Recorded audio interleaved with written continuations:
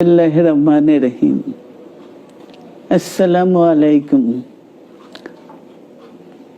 দীর্ঘদিন অসুস্থ থাকার পর আপনাদের সামনে কথা বলতে পারার জন্য আল্লাহর কাছে শুকরিয়া আদায় করছি।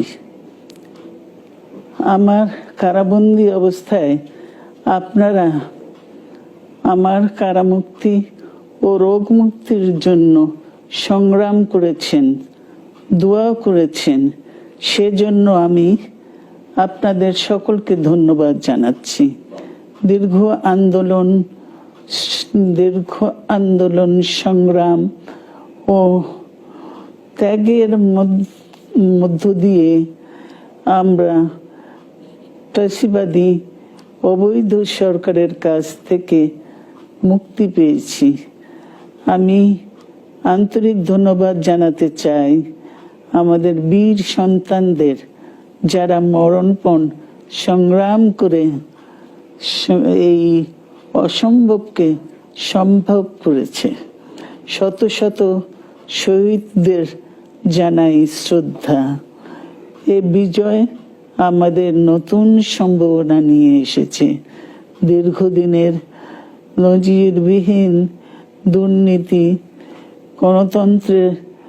গণতন্ত্রের ধ্বংসের স্তূপের মধ্য থেকে আমাদের নির্মাণ করতে হবে এক সমৃদ্ধ বাংলাদেশ। ছাত্র তরুণরাই আমাদের ভবিষ্যৎ।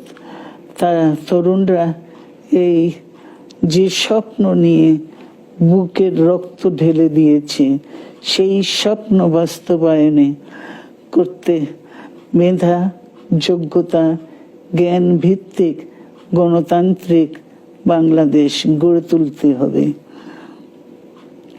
শোষণহীন সমৃদ্ধ বাংলাদেশ। সকল ধর্মের গোত্রের অধিকার নিশ্চিত করতে হবে। শান্তি,